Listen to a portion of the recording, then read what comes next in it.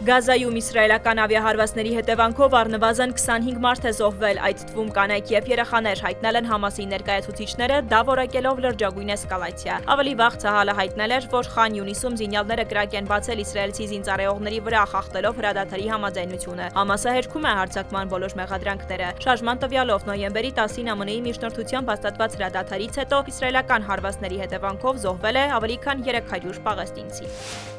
Վաշինգտոնի վարչակազմը մշակում է առաջարկներ Ուկրաինայում հակամարտության կարգավորման համար, հաշվի առնելով Մոսկվայի և Կիևի դիրքորոշումները։ ԱՄՆ պետքարտուղարն է հայտարարել, ապահավել էլ կարծում է երկու կողմերն էլ պետք է զիջումների գնան։ Ինչպես նա գրել է X-ում, կարգավորումը պահանջում է լուրջ և իրատեսական գաղափարների մանրամասն փոխանակում։ Երկարատև խաղաղության հասնելը պահանջում է, որ երկու կողմերն էլ համաձայնվեն դժվար, բայց անհրաժեշտ զիջումների։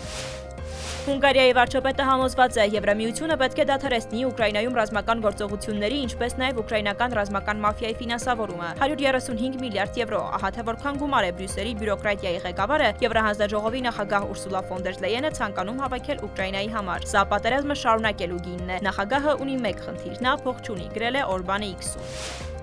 Ռուսաստանը Ուկրաինային է հանձնել 1000 զինծառայողի մարմին, այս մասին ՌԲԿ-ին հայտնել է ռազմական գործողությունների խորհրդարանական համակարգող խմբի ներկայացուցիչը, չմանրամասնելով արդյոք ուկրաինական կողմը հանձնել է դիակները։